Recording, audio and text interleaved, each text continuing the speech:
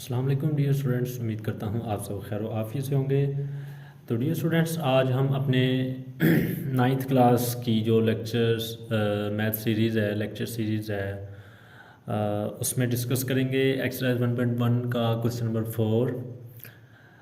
तो बाकायदा आगाज़ करते हैं। बिस्मिल्लाहिर्रहमानिर्रहीम।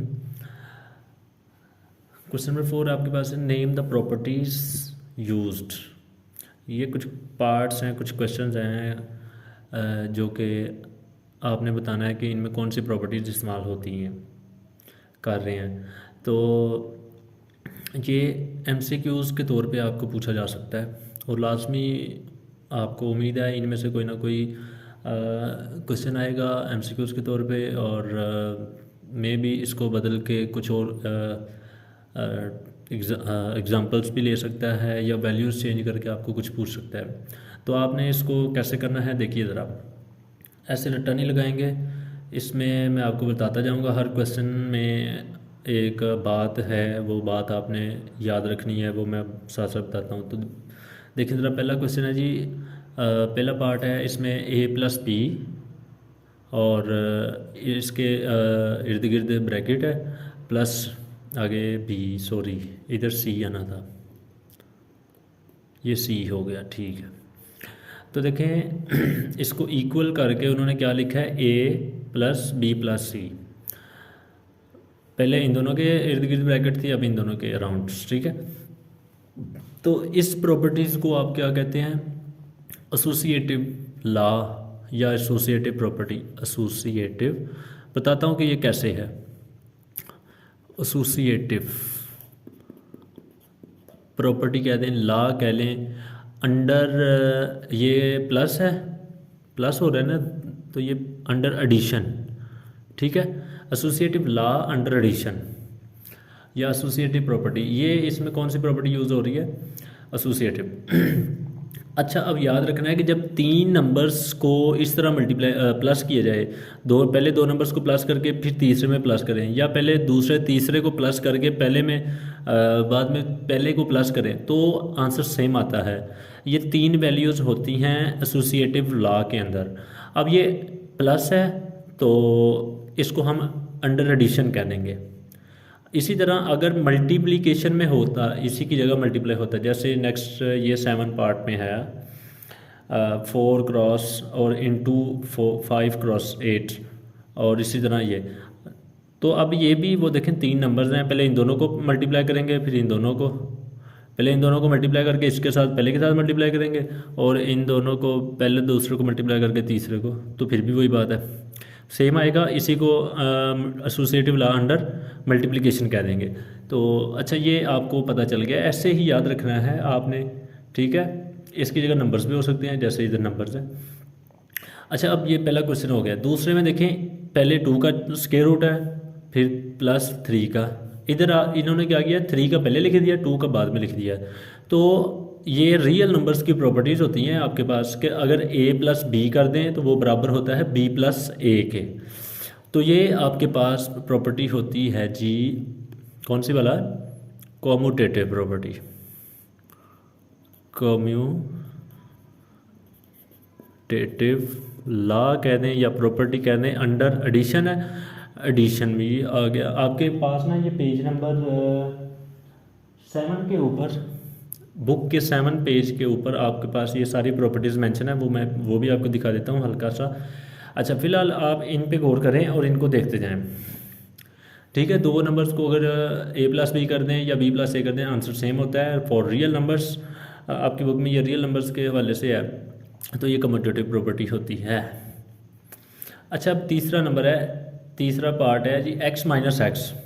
ये कौन सी प्रॉपर्टी हुई, तो ये ना आपके पास फ़र्ज़ करें 2 है ना, तो 2 माइनस 2 करें तो ये क्या होगा, 0।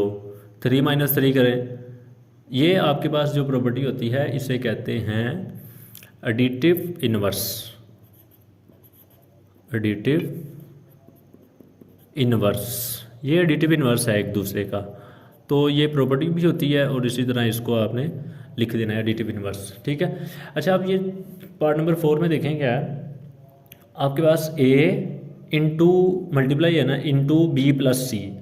पहले 2 नंबर को प्लस करेंगे फिर इसके साथ मल्टीप्लाई कर देंगे, या ऐसे कर दें फिर भी आंसर वही आएगा जो इससे आएगा, मतलब ए को बी से मल्टीप्लाई करें और ए को सी से मल्टीप्लाई कर दें। इधर ये है, अब वो कह रहे हैं कि इसको अब इसके साथ मल्टीप्लाई करके इसके साथ मल्टीप्लाई करके फिर प्लस करेंगे फिर भी आंसर सेम आता है। इसे कहते हैं डिस्ट्रीब्यूटिव प्रॉपर्टी। अब ये देखें दो तरह से होती है, एक ए इधर से मल्टीप्लाई हो रहा है ना, ए बी के साथ और फिर ए सी के साथ, इसे कहते हैं ये डिस्ट्रीब्यूट हुआ है, ए डिस्ट्रीब्यूट हुआ है बी पर और सी पर, बी के साथ सी के साथ। तो इस तरह करके आपके पास ये लेफ़्ट, ये एल लिख रहा हूँ लेफ़्ट डिस्ट्रीब्यूटिव प्रॉपर्टी, ठीक है। ये मल्टीप्लिकेशन या एडिशन नहीं इसे कहते, बस ऐसे ही कहते हैं लेफ़्ट डिस्ट्रीब्यूटिव प्रॉपर्टी या लॉ। इसी तरह अब ये ऐसे भी हो सकता था, मैं इधर लिख देता हूँ ए प्लस बी और ये सी मल्टीप्लाई होगा, ये राइट डिस्ट्रीब्यूटिव इसे कहेंगे, राइट साइड से ना ऐसे A into C plus B into C, ऐसे होके ये राइट डिस्ट्रीब्यूटिव प्रॉपर्टी बनती है। अच्छा आगे देखते हैं, पार्ट नंबर 5 में है 16 प्लस 0 इज इक्वल टू 16, ये ऐसे ही होता है। अब इसका मतलब ये है कि आप अगर किसी नंबर को 0 में ऐड करते हैं या 0 को किसी नंबर में ऐड करते हैं तो इससे फ़र्क नहीं पड़ता, इसे कहते हैं, इसलिए हम 0 को कहते हैं कि एडिटिव आइडेंटिटी है, एडिटिव आइडेंटिटी, जमी ज़ाती आंसर उर्दू में कहते हैं। उर्दू में भी ज़हन में नहीं था मेरे, उर्दू में भी बताता चलना था। फ़िलहाल देखें ये आपके पास जमी ज़ाती आंसर है 0। अब जब भी 0 ऐड हो रहा होगा तो आपने इसको कहना है, ये आपके पास है जी एडिटिव आइडेंटिटी, एडिटिव आइडेंटिटी 0 को कहते हैं। और अब इसको 0 जमा कर रहे हैं ना इसमें, तो इसलिए एडिटिव आइडेंटिटी कह देंगे आप इसे, ये लें जी एडिटिव आइडेंटिटी। अच्छा आप देखें 100 को मल्टीप्लाई कर रहे हैं जब भी, अच्छा याद रखना है ऐसे ही, जैसे मैं कह रहा हूँ ऐसे याद रहना, अगर आप नंबर को या क्वेश्चन को रटल गएंगे तो वो गलत हो जाएगा और ऐसे अच्छा नहीं होगा। अच्छा देखें 16 में या किसी नंबर में अगर आप 0 को जमा करेंगे, जब भी 0 को किसी नंबर में जमा करेंगे तो वही नंबर आएगा, इसलिए 0 को एडिटिव आइडेंटिटी कहते हैं। तो इसलिए ऐसे याद रखना है कि जब किसी नंबर में 0 जमा करेंगे तो वो वही आता है, तो इसलिए इसको एडिटिव आइडेंटिटी कहना है। अच्छा 100 मल्टीप्लाई बाय 1 और ये 100 आ रहा है। अच्छा अब ये भी आपके पास मल्टीप्लिकेटिव आइडेंटिटी है, 1 को आप मल्टीप्लिकेटिव आइडेंटिटी कहते हैं। और अब इसमें आप कौन सी प्रॉपर्टी भी यही मल्टीप्लिकेटिव आइडेंटिटी, मल्टीप्लिकेटिव आइडेंटिटी इसको आप कहेंगे, ये ले, ठीक है। मल्टीप्लिकेट 1 को जब भी आप मल्टीप्लाई करेंगे ना किसी नंबर के साथ तो वो ही नंबर आता है, तो अब इसको आपने कहना है कि मल्टीप्लिकेटिव आइडेंटिटी वाली प्रॉपर्टी इसमें यूज़ कर रहे हैं आप, ठीक है। अब ये देखें 4 प्लस, ये वही है, 3 नंबर्स हैं, प्लस हो रहा है फिर प्लस इसके साथ, ये भी आपके पास एसोसिएटिव, ये मैंने खुद से क्वेश्चन लिख दिया है, बुक में नहीं है, बस वैसे मिस्टेकनली लिखा गया, एसोसिएटिव लॉ, ठीक है, एसोसिएटिव लॉ। अच्छा ये देखें ये एडिशन के अंडर एडिशन है, ये भी वही एसोसिएटिव लॉ अंडर, ये अंडर आपके पास मल्टीप्लिकेशन है, एसोसिएटिव लॉ अंडर मल्टीप्लिकेशन, ठीक है। ओके अब लास्ट इसका पार्ट है जी आपके पास a into B is equal to B into A, तो ये भी रियल, ये सारी रियल नंबर्स की प्रॉपर्टीज़ पढ़ रहे हैं हम। अच्छा देखें इसमें भी यही है, a को मल्टीप्लाई करेंगे b के साथ तो बराबर होगा b को a से, 2 multiply by 3 is equal to 3 multiply by 2, ऐसे है। 2 3 भी 6 होता है और 3 2 ये भी 6 होता है। तो अब आपको पता है कि ऐसे होता है, तो इसको आप कहते हैं वही है, 2 नंबर्स की प्रॉपर्टी है ना, इसमें भी था, पहले भी थी, ये किधर गई कम्यूटेटिव, हाँ ये देखें a plus b plus a commutative, ये भी आपके पास कौन सी है, कम्यूटेटिव प्रॉपर्टी है अंडर मल्टीप्लिकेशन, अंडर मल्टीप्लिकेशन। तो ये बिल्कुल इजी से क्वेश्चन है, लेकिन ये कुछ ना बच्चों को परेशान करते हैं। उसकी वजह यही है कि बच्चों ने प्रॉपर्टीज़ याद नहीं रखी होती, पढ़ी नहीं होती, और बच्चे जो है ना रट्टा लगाने की कोशिश करते हैं, तो वो ऐसे याद नहीं होता। तो मैंने आपको सारी क्वेश्चंस में जो बातें थी मैंने वो बताने की कोशिश की हैं, तो आप ऐसे ही याद रखिएगा। ये बुक के अंदर आपके पास ये देखें पेज नंबर 7, ये जी देखें सबसे पहले क्लोजर प्रॉपर्टी, ये क्लोजर प्रॉपर्टी है आपके पास।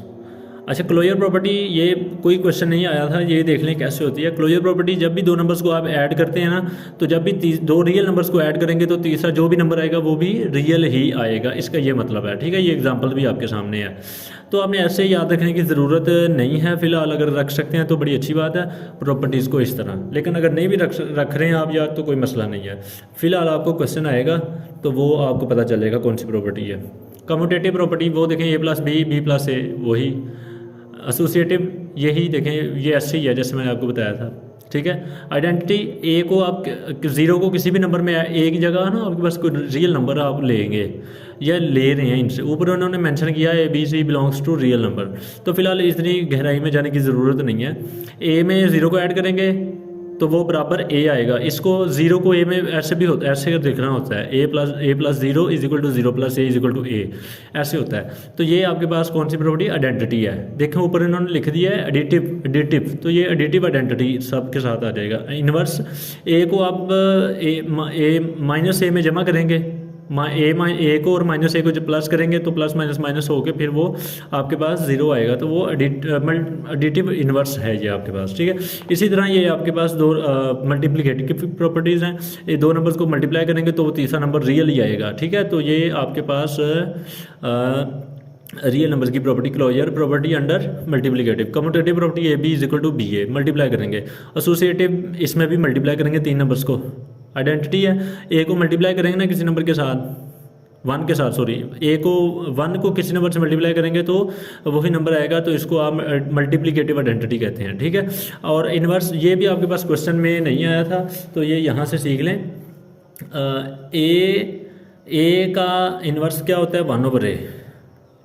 ठीक है, और वन ओवर ए का इन्वर्स क्या होता है, ए होता है। जैसे टू का इन्वर्स क्या होगा, वन ओवर टू, मतलब दो नंबर्स को मल्टीप्लाई करें तो वन आना चाहिए, मल्टीप्लिकेटिव आइडेंटिटी आनी चाहिए। तो इस तरह इसको हम मल्टीप्लिकेटिव इन्वर्स कहते हैं। टू का मल्टीप्लिकेटिव इन्वर्स क्या होगा, वन ओवर टू।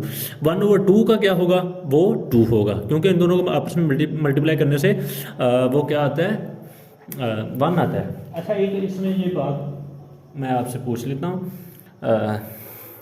ये आपके लिए क्वेश्चन है, ये मुझे आपने बताना है कि 2/3 का मल्टीप्लिकेटिव इन्वर्स क्या होगा, ये आपका क्वेश्चन है। ये आपने कमेंट करके कमेंट बॉक्स में ज़रूर इसका आंसर देना है। ये मैंने आपको हल्का सा हिंट दे देता हूँ कि 2/3 को आप 2/3 का मल्टीप्लिकेटिव वो नंबर होगा जिस के साथ इसको मल्टीप्लाई करने से वन आएगा। 2/3 को किससे मल्टीप्लाई करें और वन आ जाए, ये देखें, मैं इधर कोई नंबर लिखेंगे, आप मल्टीप्लाई करना है, अब इस ब्रैकेट्स में आपने नंबर लिखना है और इधर वन आ जाए। तो ये आपने कमेंट बॉक्स में ज़रूर कमेंट करना है। उम्मीद करता हूँ आपको आज का लेक्चर अच्छा लगा होगा और समझ भी आई होगी। तो मिलेंगे नेक्स्ट लेक्चर के अंदर, तब तक के लिए इजाज़त दें, दुआ में याद रखिएगा। अल्लाह हाफिज़।